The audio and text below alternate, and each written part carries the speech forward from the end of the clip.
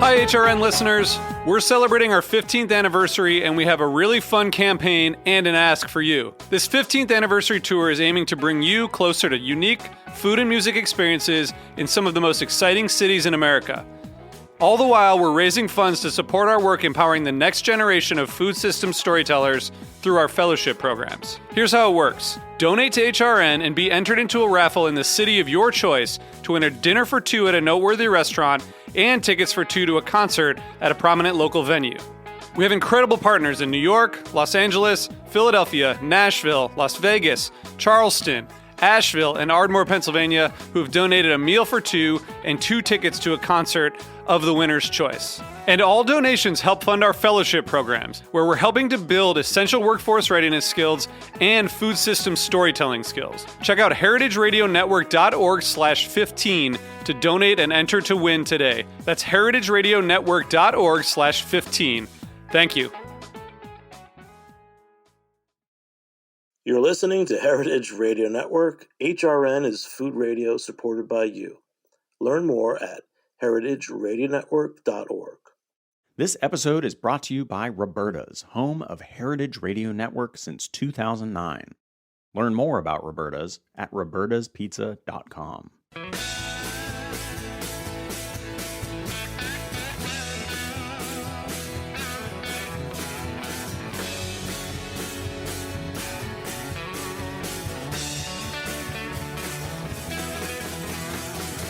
Hey, welcome to Beer Sessions Radio on Heritage Radio Network. It's our 14th year on Heritage Radio Network. I'm Jimmy Carboni, I'm the host, and we'll be talking with two great guests who are also authors and advanced cicerones. So let's go around the room. You guys introduce yourselves. Start with Mandy. Hi, I'm Mandy Naglich. I am the author of How to Taste, which is either about to come out or has just come out when you guys are listening to this. I am also a food and beverage journalist, a cocktail judge, and certified in several different tasting mediums. So lots to talk about with taste. Wow. I'm so happy about this book and really looking forward to talking with you. And Em? I'm Em Sauter. I'm the founder and cartoonist behind Pints and Panels, which is a website where you can learn all about beer in a cartoony format. I'm also an advanced cicerone, like you said, an author of 2 books, and an international beer judge. I also co-host the All About Beer podcast. Great. Well, let's spotlight each of you and just talk a little bit how you got, where you are and the books that you wrote and everything. So, Mandy, this is a big deal. How to Taste. I met you a couple years ago, and you were on the Advanced Cicerone track. Tell me about the book and the process. And, was it a discovery process for you by writing the book?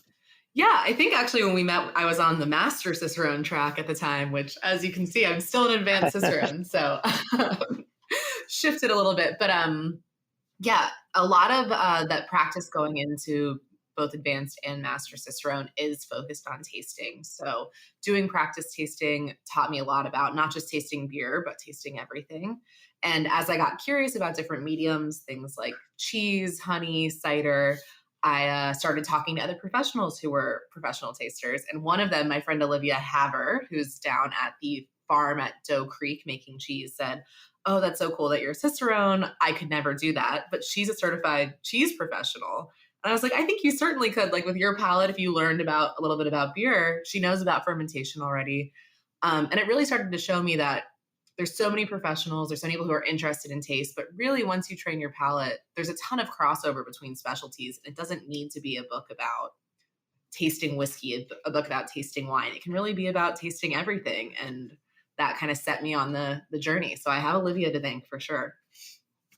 Wow, that's great. It's really cool. It says How to Taste, a guide to discovering flavor and savoring life. So, like, what's an intro tasting thing that people might go through? I mean, is it just learning how to savor, that really well-made piece of bread you had, or, what are some of the conversations that you have with people about your book? Yeah, so the book starts with kind of the science of our senses. So, just scientifically, what's happening when we're tasting, how are messages moving from your nose and your mouth into your brain? How does your environment affect what you're tasting? Loud music at a restaurant really is going to have an impact on what you're tasting. As Em and I know, doing a test taking situation for tasting really lets you focus. So it moves into that. It moves into a complete tasting method in the middle of the book that goes from every single sniff you'll take, every sip, swirl, taste on anything from honey to olive oil.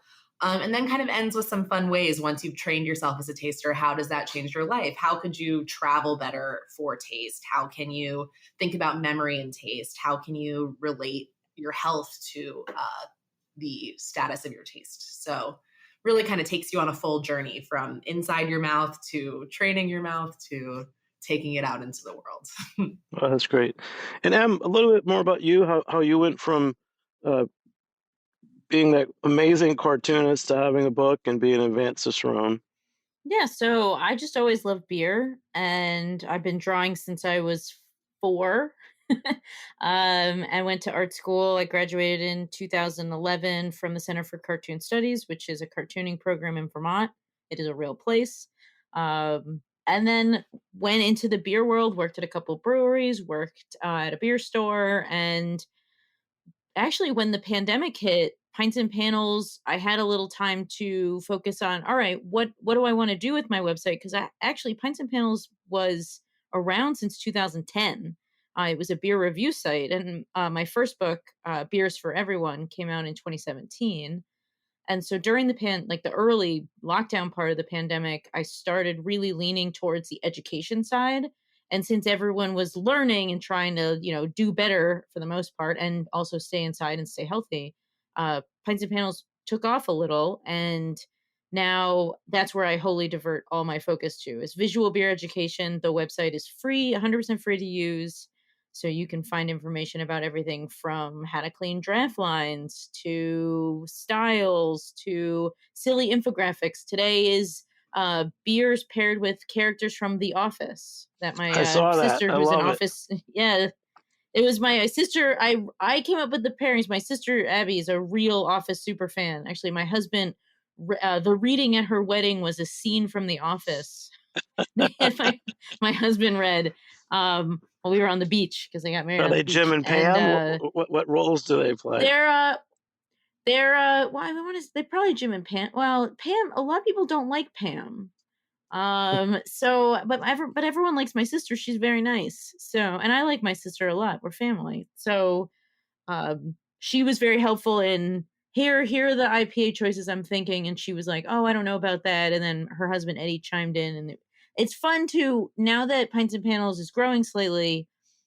I really like I've been collaborating with a lot of people from Central and South America to do Argentinian food pairings. I'm actually learning a lot because I've never been to Argentina. And so there are beer styles they have and food pairings, obviously, they have that I've never had. So it's been really collaborative to team up with people to go, hey, how would you pair with this and why? And so it's been a lot of fun. And now my second book came out last year, and just lots of little things, lots of little projects. I just started writing for Forbes.com actually today was my first article. So there's a lot. Congrats. There's a Congrats. lot. Yes. Thank you. Thank you. Thank you. Yeah. And they're letting me use my art, which I was amazed. I was like, can I use my art when I write for you? And they were like, we love it. Perfect. Yeah, they So better let you use it. Come on. I know. And I was like, I own it too, right? Because that's very important to me when you're an artist. You got to protect your stuff. And so it's just, yeah, it's been fun. And I've known Mandy for a few years now. We studied for the Master Cicerone together. Obviously, we both aren't Master Cicerones, but that doesn't mean we both aren't incredibly smart and, well-intentioned, good beer tasters. And I'm really, really excited. I just pre-ordered Mandy's book this morning, and I cannot we wait. have some book events coming down the road too that we're going to do together. Yeah, so we get to work together, which is very, very fun. Yes, and we're rooting for all the future female Master Cicerones, which we know are out there studying right now too. Yes. We're not accompanying them on the study trail anymore, but in spirit behind them, rooting them on. We're there for them. Well, for the book launch, I mean, this will probably be out right before June 27th, but most people will listen to it over the next couple of weeks.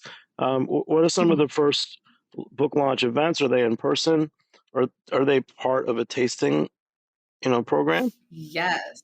Yeah, I'm excited because I have a lot of friends who are authors. I've actually co-authored a cookbook, and I know it's pretty rough book events that are kind of just reading or talking based. So all of my book events are based with tasting. Everyone will have something to taste at everything we do. The kickoff is going to be at Archistratus. We're doing kind of like a cheese board tasting, pairing many flavors together and talking about that. And then we're having a launch party at Talea in Cobble Hill Good for on the you. 29th. So that's going to be fun. Obviously, that one's a beer tasting and a little more party focused. And then, yeah, I'm touring all over the East Coast. So we're doing events at Allagash, Sam Adams, some places out on Cape Cod this summer. We're going out to Montauk. So all the events are on howtotastebook.com. But bouncing all over, tasting things. We're going to do an oyster tasting out in Montauk. So, like I said, the book applies to everything. So let's take your book and talk about those tastings. So it's like oyster, yeah. even though it's almost too far into the summer, it's oysters. And so what are you going to do related to your book and oyster tasting? You have some pairings. Are you going to do exercises? Let's get us interested in the book. Yeah. So, chapter 4 is based on a 6-step tasting method that you can follow with everything, including oysters, which starts, looking at your setting as well as the thing that you're tasting. So, if we have 3 different kinds of oysters lined up, they will appear 3 different ways. The setting we're in Montauk, it would definitely be different than, if we were in LA or something like that. So that's like kind of your C step, taking in. The book goes into each sense and what you're kind of taking in your environment. Next, Em can chime in here too. As training for Master Cicerones and current Advanced Cicerones, we learned many different sniffing techniques, from really short explosive sniffs to going all the way through the retronasal sniff, which is kind of using the back of your nose to sniff. So we would walk through all of those. There's other sniffs that we picked up from interviewing some cheese tasters and an olive oil taster too. So kind of going through all the ways to use your nose, going into the 3 different kinds of tastes that professional tasters typically do, which is your match taste, seeing if your aroma matches the flavor of your oyster, which this medium, it typically doesn't. You typically don't get a lot of that sweetness and kind of, meatiness of an oyster in the aroma. You're going to get a lot more brine and sea character. So that's your first taste. Your second taste is for mouthfeel, which obviously oysters, depending on firmness, sweetness, how creamy they are, they will all 3 be different. And then moving into the last taste, which is your aftertaste. And it's unpleasant and considered a bad characteristic if you have a very long aftertaste, especially a metallic one in an oyster. So we'll see, hopefully.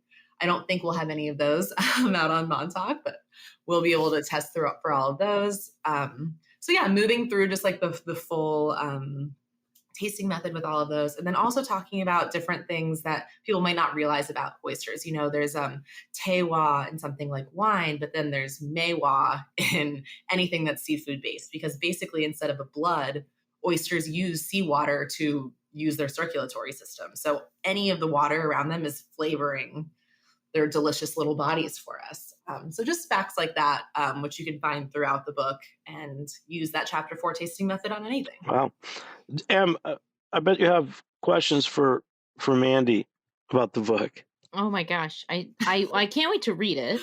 Yeah, Em's going to be in town for the Talea book party, so I'm going to write a long inscription in her book. Oh, shucks. I remember to bring it too, because it said it was going to be here right the day that it was released. And then we're actually going to do an event at RJ Julia bookstore in their Middletown location in Connecticut, because I'm up in Connecticut, on July 12th, and we're going to do a beer and chocolate pairing, or Mandy's going to do a beer and chocolate pairing or chocolate tasting, and I'm going to hang out and wave to people and listen to her expertise. Because it's really fascinating about, my focus is solely beer. People ask me a lot like, oh, do you do wine or spirits? And I was like, I wish I did, because then I'd be wealthier. That's beside the point. But beer is my whole focus and my passion. So watching someone like Mandy, who has her hands in all sorts of different, be it spirits and wine and tasting and oysters and chocolate and all sorts of stuff. It's really fascinating to see that the skills you learn when you drink and sniff and try beer can be pushed to almost any food, or drink, and you learn a lot. So it's I'm really, really excited about. How long did the book take you to write, Mandy? That's a good question. I mean, from the time I actually had the book deal and started writing, it really only took about a year because so much of it was just expanding on what I'd been spending my whole life learning. I think second books, you can probably speak to this. I feel like second books take a lot longer to physically write because you have to start with a new idea, where this is kind of something I've been thinking about for a long time. It just had to actually get it down on paper. But yeah. That's really cool. I mean, It's really well written. I mean, I'm enjoying that. There's references to James Beard award-winning chefs, and it sounds like you had a lot of fun writing this book. Yeah, it was cool. I got to kind of, pick some idols that I'm like, if I could get them in the book, that would be really cool. One of my favorite episodes of Top Chef is it's actually a Top Chef Masters, where they blindfold all of these Michelin star chefs and James Beard award-winning chefs and make them, do a completely blind tasting, and some of them get way far off. And I was lucky for the book to get to talk to Rick Bayless about his experience I believe he called a mango guava or something like that, and hoisin sauce ranch, really had some rough experiences on that. So it was fun to get his point of view on blind tasting, and then talk to some master somms who obviously, they could nail some mango tasting blind.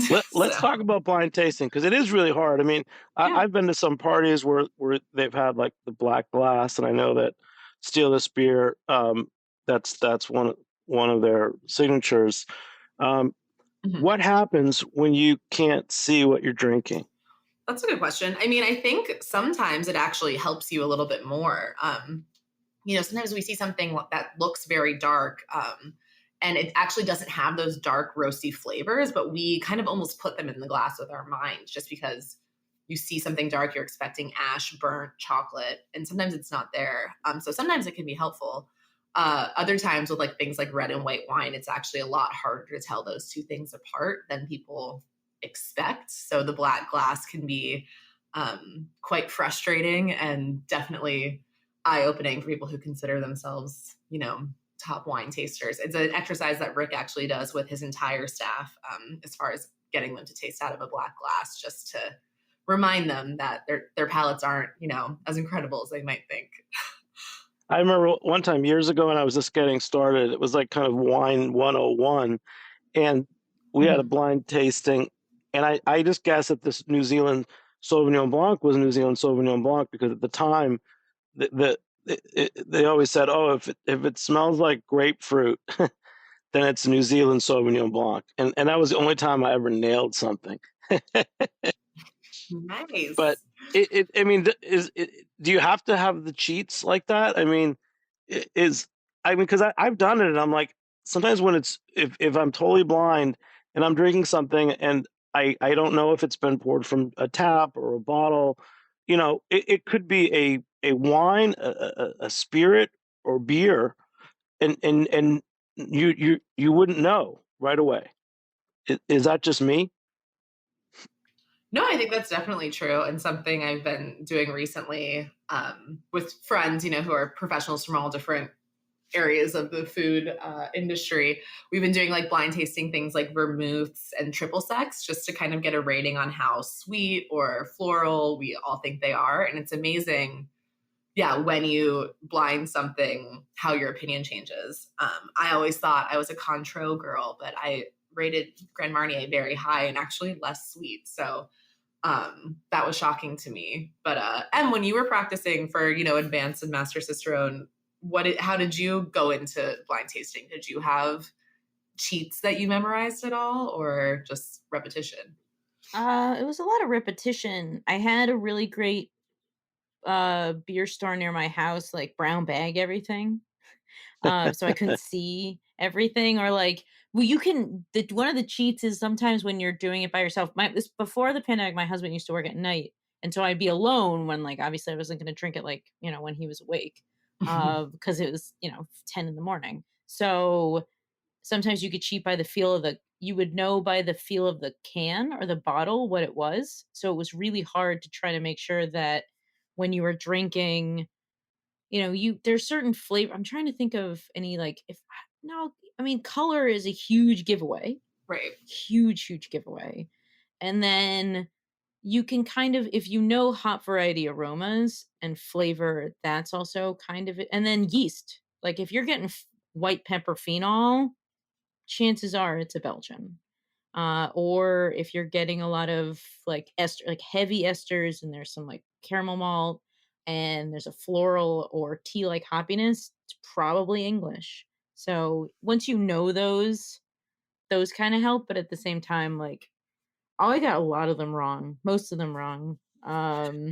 There's also like, I feel like, just like we said, from repetition, like you can put Sierra Nevada Pale Ale just like in the same room as me, and I can smell it and know that it's Sierra Nevada Pale Ale. Same thing with Chimay Red. That was the only one that I called on the test. Like I was like, this is definitely a Chimay Red. I know it, and it was. But I don't think I could ever taste a beer, or like, no, maybe no, I don't. I'm also not great with like hops, where people are like, "Oh, I really get the citra in this," and I'm like, "Do you though?" Because like, not that I'm a better taster than anyone else. I'm not. But I really certainly can't pick out hop varieties as well as others. So everyone has their, how many people are blind to diacetyl or other off flavors. A lot of people have certain struggles, or just blinds that they will never get, and that's totally fine.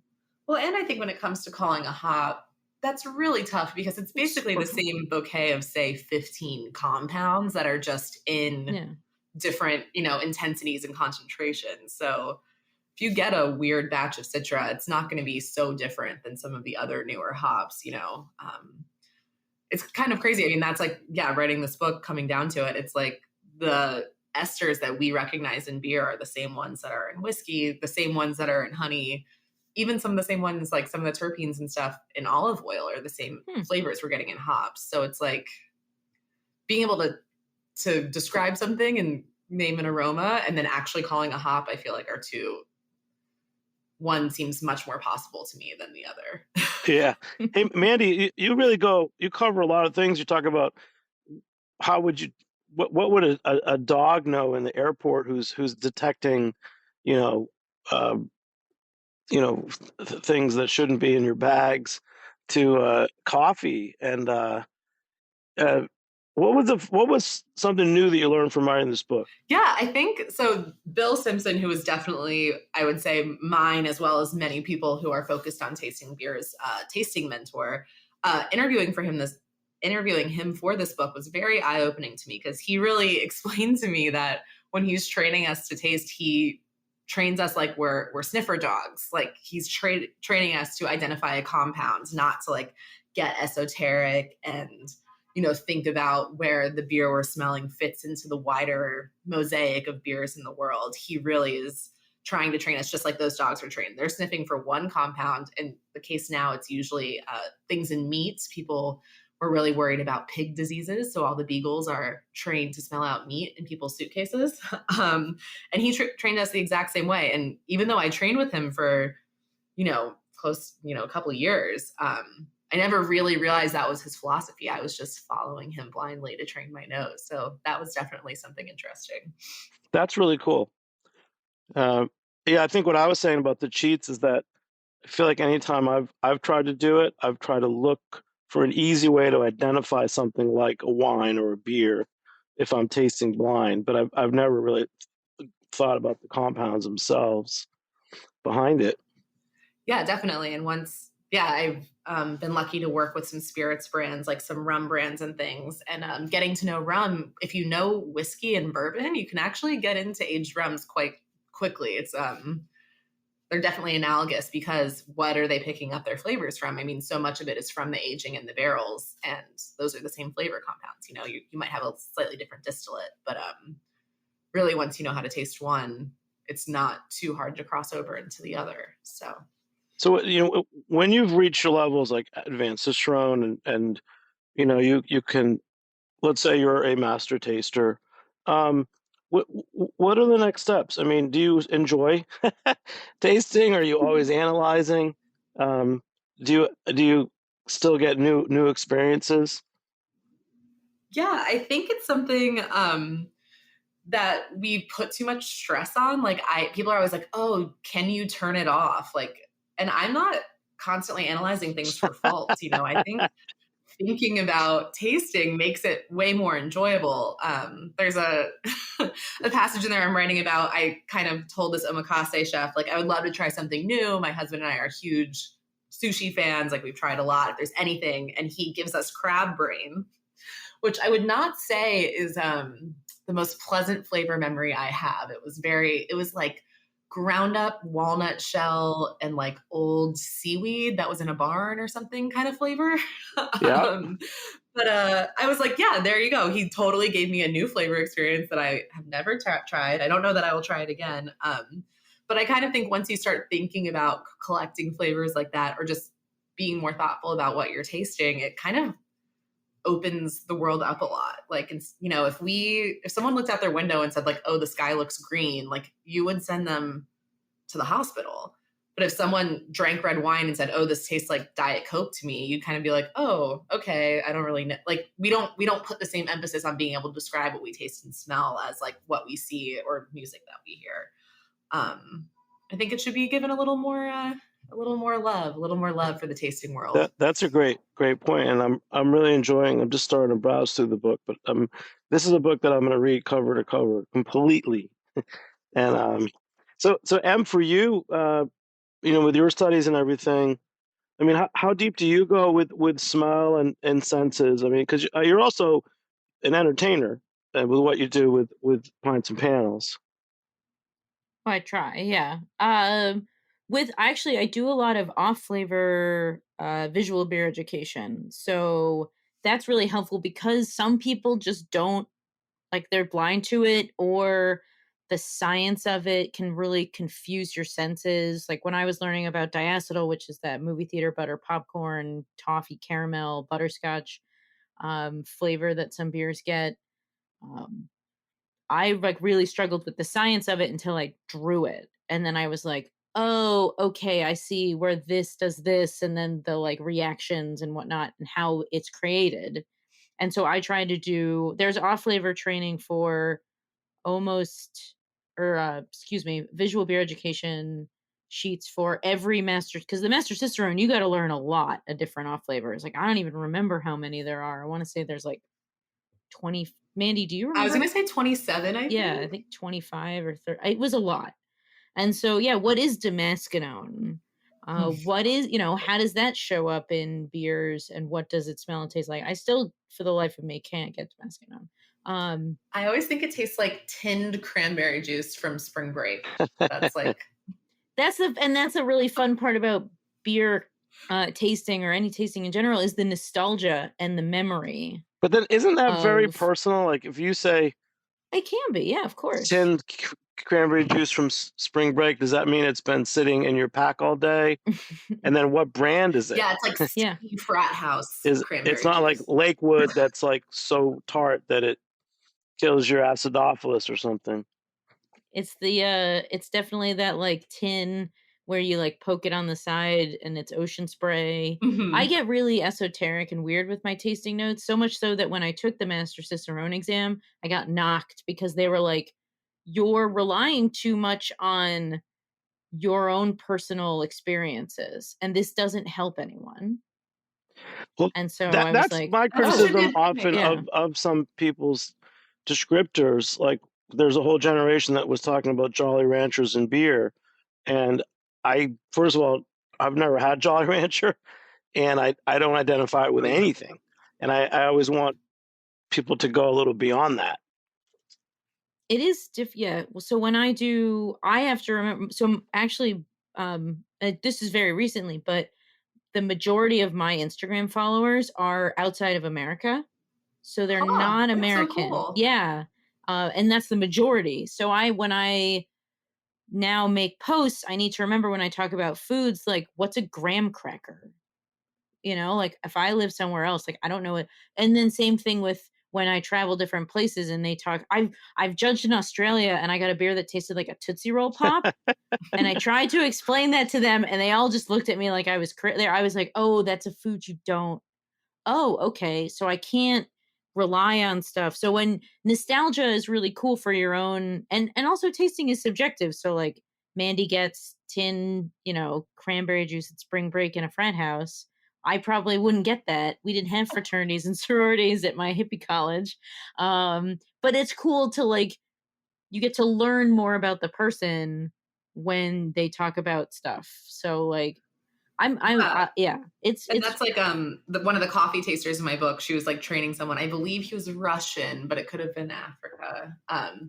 And he kept saying, "Oh, this is Lala berry, Lala berry." And so finally, she didn't want to like call him out in front of everyone who was getting trained. But finally, she was like, "Okay, you got to show me a picture of a Lala berry. Like I do not understand."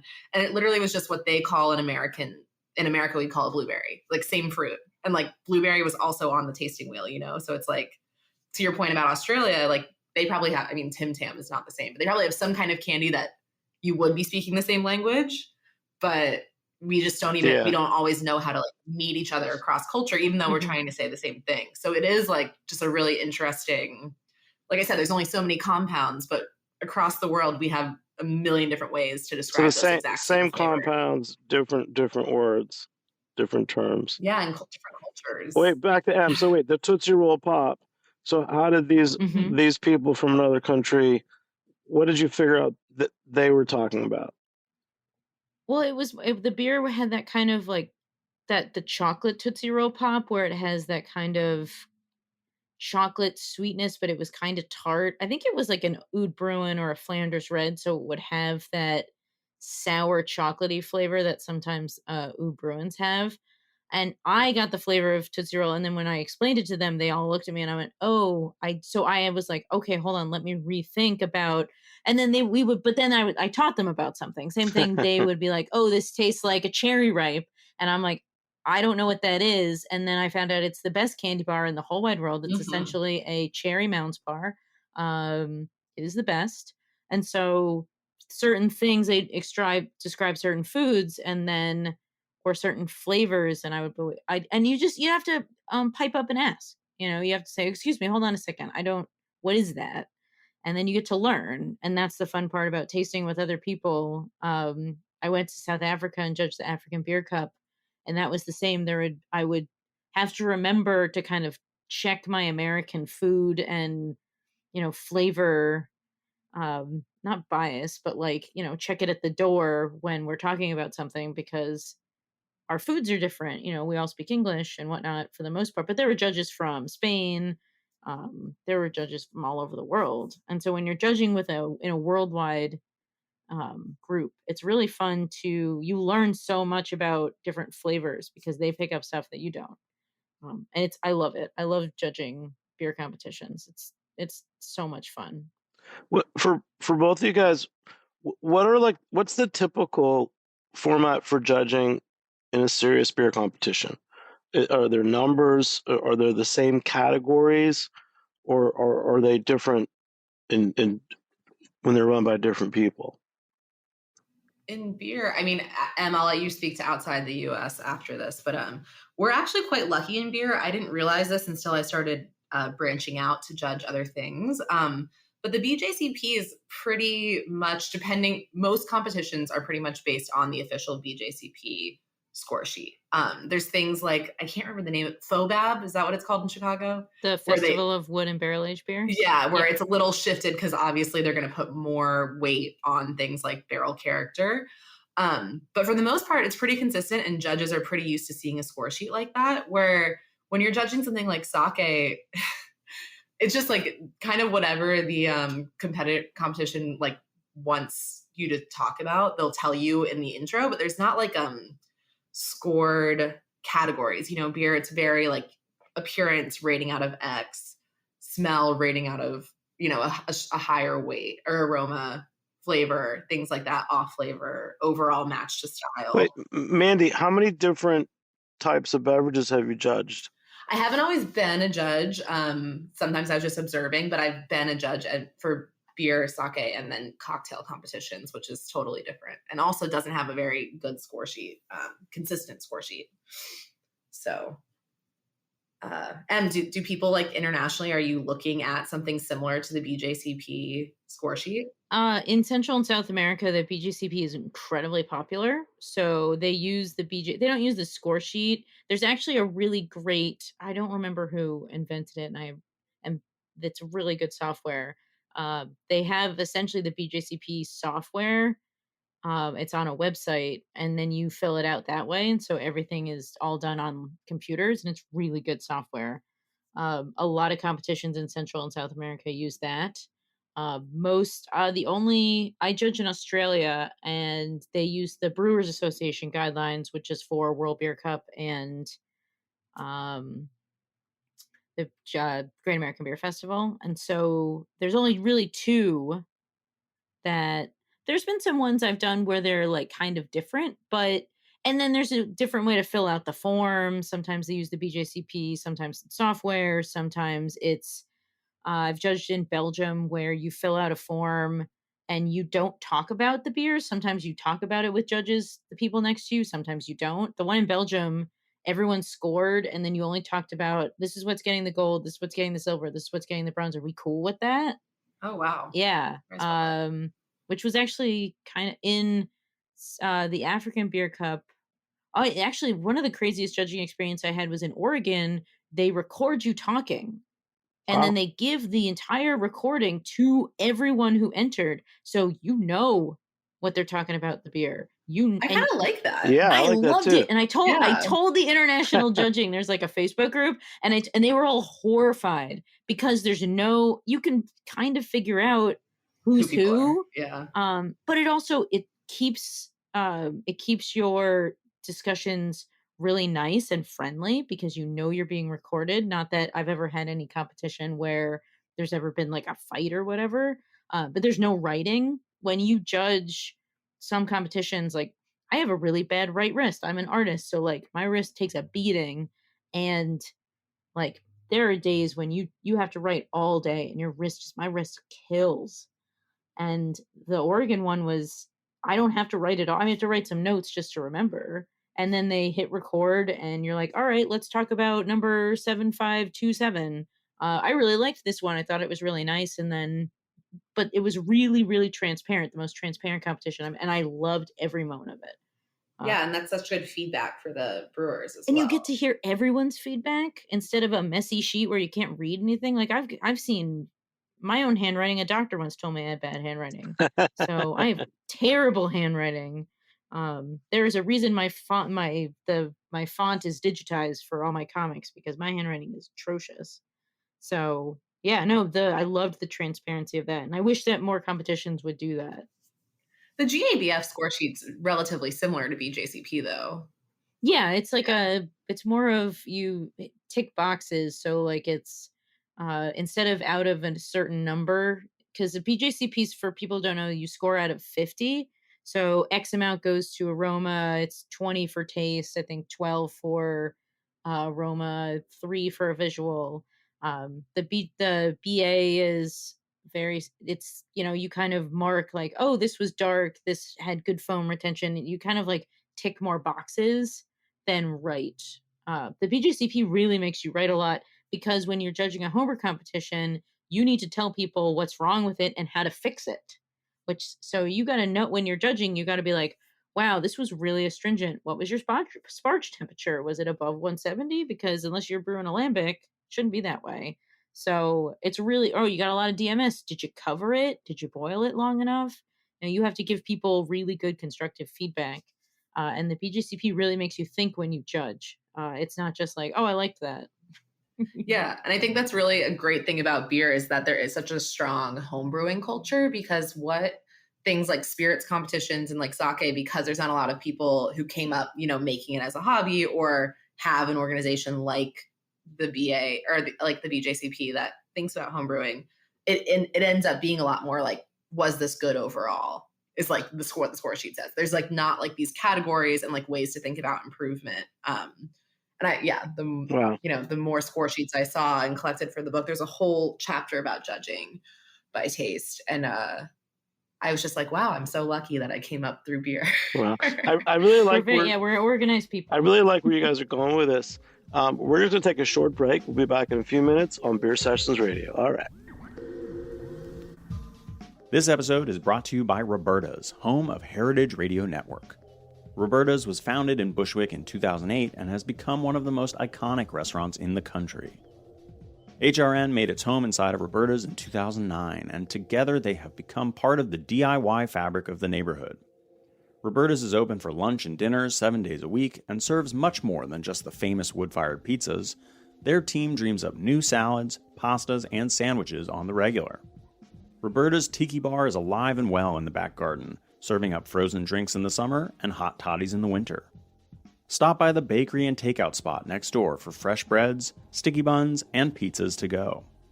But Roberta's also extends beyond Bushwick, with multiple locations in New York City, Long Island, and Los Angeles. You can also find their frozen pies in grocery stores around the country. The spirit of Roberta's, like Heritage Radio Network, is everywhere. Here's to many more years of pizza-powered radio.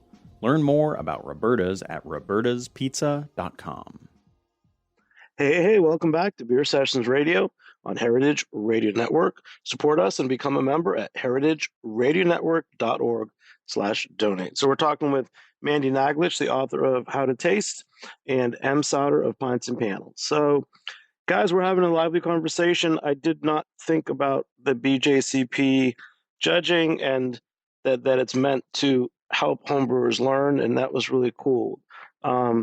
Thanks for going in that direction. I want to go back to Mandy's book, How to Taste. There's one chapter I'm looking at, chapter 8. 1 + 1 makes 7. Put mustard in your brownie. So, Mandy, you've been talking to a lot of different people in different areas like cheese, and here you're talking to someone who's a mustard sommelier. How did you go down that path? And how did you find this guy, Chef Brandon Collins? So yeah, I think at the outset of the book, I really wanted to find like specialists in every specialty there could be. You know, I did talk to some water somms. They're not really included in the book, but like really I wanted to go as far out as I could. And so, yeah, that's how I found Brandon, who is just a mustard, truly, you know, went and trained tasting mustard seeds, grading them, learning about every kind of mustard for, I think he was totally immersed for 6 months in France. But he works for May, which is a mustard company that specializes in Dijon. And yeah, he totally shocked me with his depth of mustard pairing knowledge and convinced me to make those mustard brownies, which I then tested on many of my unsuspecting friends and colleagues. And they all loved them, which was, you know, I thought I was being tricked just because I heard it from him. And I was like, oh, I'm sure my brain is just telling me this tastes good because he told me it would. But then blind tasting people, I did plain brownies, brownies with coffee, and brownies with mustard. And many people picked the mustard brownies as their favorite. That vinegar just brightens up your chocolate a little bit. If you like a little bit of a lighter dessert, people really gravitated toward them. So I highly recommend. I can see that, just thinking of it as an ingredient based. Yeah, it's just 2 tablespoons of mustard for a batch. You know, it's nothing like, you know, they're not mustard forward brownies, but it's just that little bit of brightness. And it's not like dyed yellow mustard. No, they did look a little bit lighter in color. That I was worried that people would suspect something, but not enough. Oh, you didn't tell people? No, I just told them, I put them in 3 different colored like cupcake holders and had people do blind tasting to pick their favorite. Oh, wow. Well, also in that chapter, so like, let's talk about how you talk about beer versus food. So you're using, there's terms here like salty, you know, umami, sweet. How are those terms different from or similar to what you would use when you talk about beer? Yeah, I think in that chapter, I really wanted to go clinical and scientific as far as like what has actually been proven about flavor interactions. I think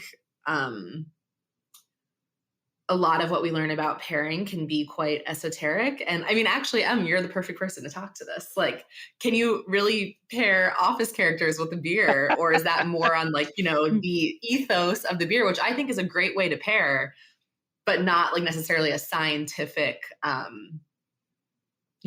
scientifically proven pairing, which I don't think every pairing needs to be. There's no wrong answers, really. Mm-hmm. When you're doing beer and food pairing, there are wrong answers, like don't drink a double IPA and a salmon, because that'll be really bad. The worst pairing I've ever had is nachos and saison, because spiciness fights phenols. Mm-hmm. It's not a great. You're like, oh wow, this will be really refreshing, and you're like, oh, it's bad. But it also, that's subjective too, because certain food compounds people like.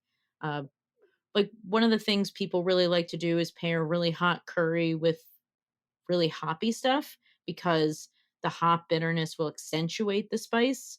I don't like that. I don't want my food to be hoppier or more spicy. I like spicy food, but I'm not like my husband who likes to sweat when he eats. So I always pair things. I love contrasting flavors. I love salty sweet. I also like creating perfect bites. So when you're thinking of the, salty, sweet, umami, sour, like how can I get all of those into one bite? I call it the complete bite. That's a good way to do, that just match intensities and experiment. There's no, if you're like, I don't know if this will work, I always tell people just try it. What's holding you? Beer is an accessible and usually pretty inexpensive thing to get. So if you're interested in beer and food pairings, just try it. Maybe it'll be really good. One of the most weird accidental is a New England IPA and a chocolate chip cookie is my favorite pairing, because it was an accidental. I was eating a cookie and drinking a NEPA, and I was like, wow, this is really good. It tastes like one of those Terry's chocolate oranges you get at Christmas time, the ones you break.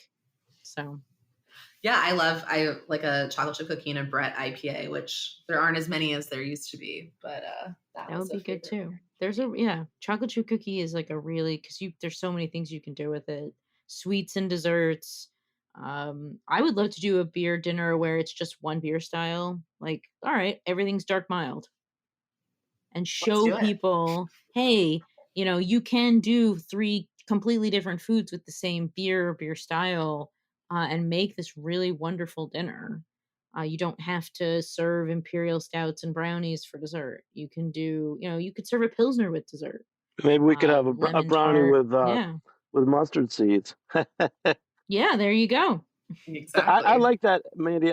So yeah, you guys want to take a stab at a dark mild pairing, 3 dishes? Oh boy. And what would the beer be too? Let's you guys mentioned a couple IPAs. Mention a couple of brands of beer as well.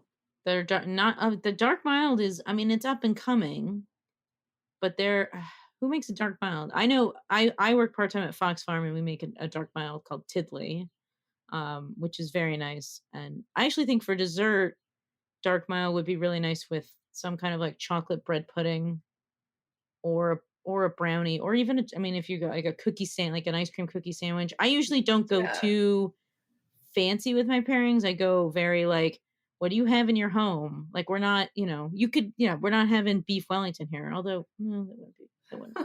Yeah, I would say dark mild. I think Coney Island, I don't know if they still make one. They were making one for a little bit there, that would reach you in New York, at least at Coney Island. But I also think, like you said, not too fancy. I honestly think there's not a lot of intensity to a dark mild. So almost something like shortbread cookie-ish, like a shortbread cookie ice cream sandwich, really, or like speculoos, maybe add some like some spices in there, where dark mild doesn't really have that, but nothing too intense. And then I think for like an appetizer, something like a chicken skewer, or some kind of lower, like less intense, because even though a dark mild is dark, you have to remember the alcohol is probably 3.5%. The carbonation is usually on the lower side. A lot of them are nitrogenated. So you're not going to have any kind of what I call that mouth napkin, that scrubbing bubbles that carbonation does to lift the fat away. So it's actually Yeah. Was there another appetizer you could think of? I was gonna say, almost honestly, I think breakfast stuff is usually pretty nice with a dark mild, like Ooh, almost like a yeah. savory French toast or something. Oh, I Nothing like too yeah. intense. But yeah, like you get the bready stuff going on. Obviously, it's such a malt forward beard. That would be But like really you said, nice. I mean, we're looking like tofu things, like very light Mhm. intensity. Even like a vegetable can be too intense for a dark mild, just because it has those strong vegetal flavors that can definitely overpower it. I like where you And then guys are you've put us on going with yeah. this, just because I feel that way and you guys can tell me the science of food and beer pairings, but I always feel like I want to taste the beer and the food, and somehow together in my mouth they make something different. So like the simple shortbread, simple chicken skewer, or simple savory French toast, I can see that. Is there a science of what happens in your mouth when the beer and the food go together? It's funny, M mentioned, I mean, and that's like the one pairing kind of rule that I give that I think is the only real rule when it comes to pairing is like you have to match intensities. If one side of the pairing is too intense, you'll never get that experience of things coming together because one will just overpower the other. Like a very, very strong blue cheese is going to just completely erase a dark mild from your mouth, something like that. But yeah, I don't think there's really a science. It's a lot of testing, and that's something interesting about beer. For 10 different breweries making 10 different dark milds, every pairing is going to work a little bit differently because every beer is a little bit different. Just talking about like where craft beer is and tasting knowledge and everything, it seems like just in 30 years that I've been in the business, you guys are at such a high level, and the resources available to you and the trainings and certificate programs are unbelievable. Does anyone ever come up to you and say, wow, I just can't believe how much knowledge you guys have? I wish. I give a lot of library talks. I really love doing local library talks. So I was at Cheshire, which is like Cheshire, Connecticut, which is like 20 minutes from my house. And a woman came up to me. She goes, "How do you know so much about beer?" And my joke is, I don't know anything about anything else. Like, don't ask me what like 2 + 5 is. It's probably like what 8. Like, I don't know. Like, I don't know most things, but I do know I know a fair amount about beer, and I also want to make sure that when I give talks, that beer has a when you Google a lot of things in beer, a lot of times you get the wrong answer. There are a lot of websites that give a fair amount of misinformation, which really stressed me out, and that's another reason why I started Pints and Panels. And it's to make sure that when you're learning about beer, and people really want to learn, um, they're getting the most accurate information. And then if they see something on my website, I'm always very much like, please tell me if I'm wrong, um, because I, want to make sure that I fix it. Yeah, definitely. I think there's an incredible amount of misinformation out there about everything. But to your point, I think people shouldn't be afraid, as long as they do it kindly and with sources, to point out when things are wrong, because generally everyone just wants correct information out there. Mandy, I just want to tell you how really cool this book is. um, it's not what I expected, and that's what I mean. Like, I just feel like I was just thinking back to Garrett Oliver's first book, which I'm blanking on the title, where he did beer and food pairings, and The the Brewmaster's Table. Brewmaster's Brewmaster's Table, Table. and in my It's lifetime, almost as if M and I have both read yeah, them. of course it. And I was, when you said blue cheese, and I thought Garrett Oliver, because there's one fallback whenever we have a conversation about beer and food pairings.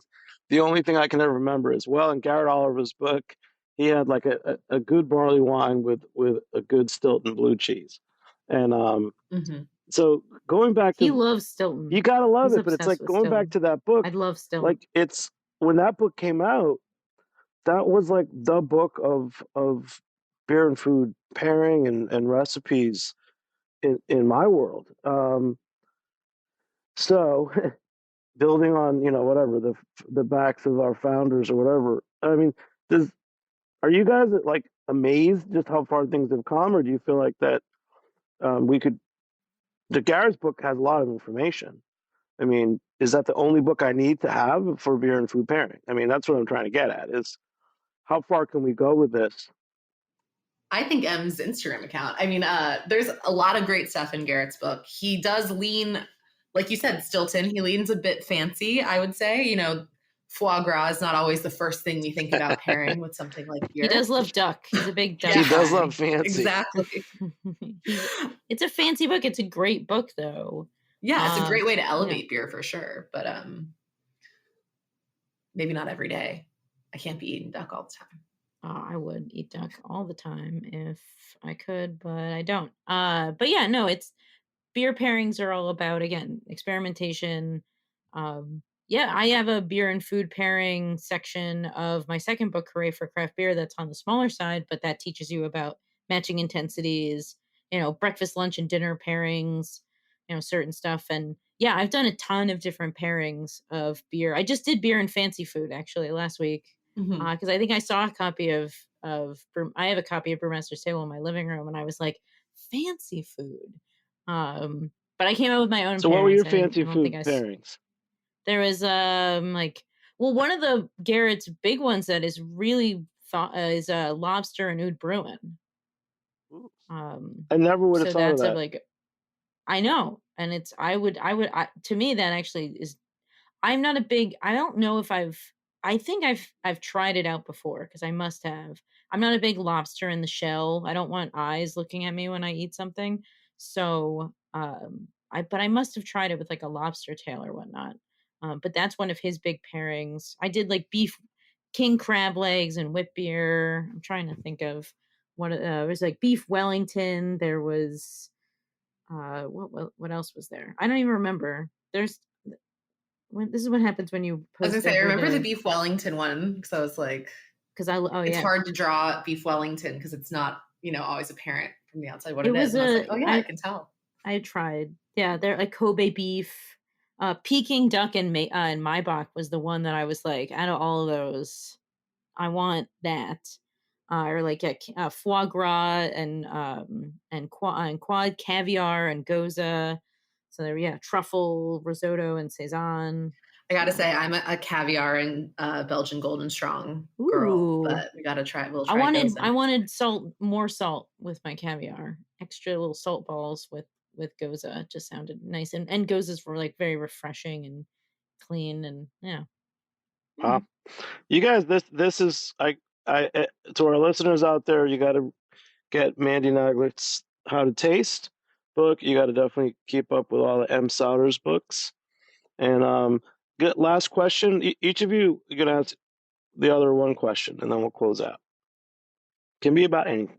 Mandy, what events are you? What's the full gamut of where people can see you? Did you already talk about that? But I want you to talk about it again so people don't forget. I was gonna say what we should say is just everyone who's close by make the trek up to RJ Julia and see us together on July 12th. Yeah, in Middletown at 5 p.m. I'm lucky to have a team that's maintaining the book events part of my website, but I know it's all East Coast for now until August, and then West Coast will be hitting that in September. LA, Seattle, Portland. What day is it in Middletown, Connecticut? July 12th at 5 p.m. Wow. I think it's a Wednesday. That's going to be happening. Beer and chocolate. And then, Mandy, do you have a question for Yeah. What was the most difficult pairing request you've had? Oh gosh. A lot of them, I guess for infographics, it's stuff I've never watched before. So I have to I've never watched Secession. So people are like, Secession characters. And I was like, wow, that'd be really cool. I've never seen that show. But that's a fun way to like lean on people who are who like that stuff. And then I'm trying to think about like beer and foods. I don't know. I had a really interesting pairing with I went to a sausage dinner with Josh Bernstein for his second edition of his book, and they did a bunch of different pairings with sausages, and that was really cool. And there was a monkfish sausage, which was unique. Yeah, I was gonna say the texture. The texture was it was very spongy. It was the spongiest sausage I've ever eaten. But the beers that they had pairing with them were really cool. It's fun to, think about something like a sausage and then elevate it and then pair a beer with it. So, That's really cool. You guys have been great. And a big shout out again, Mandy Naglich. How to taste. And just on the back, it says, I actually first might have interviewed you when you won the National Homebrew Competition gold medal. I knew that you were an advanced cicerone. Did not know you were a certified cider professional. And you've The also, first time I won or the second time I got a gold I don't medal? know. I don't know if it's first or second. I can't keep up with you. And she's also earned the certificate of WSET Level 1 Spirits. So, Well, that's the galley of the book because, I finished the full diploma on spirits now. I was like, I got to get this done before the book comes out. well, So you're a rock star. You're really like every time I talk to you, you're at the next level. And this book is going to be one of my favorite reads. And I'm definitely going to keep up with M. Sauter's books too. I have the Hooray, and I have to get that cover too. So you guys are awesome. Just want to say thank you so much, Mandy. Yeah. Thank you so much, M. Big shout out to Matt Patterson, our engineer tonight. I'm Jimmy Carboni, and we'll catch you next time on Beer Sessions Radio. All right. Thanks, guys. Thank you. Beer Sessions Radio is powered by Simplecast. Thanks for listening to Heritage Radio Network. Food radio supported by you. Keep in touch at heritageradionetwork.org/subscribe.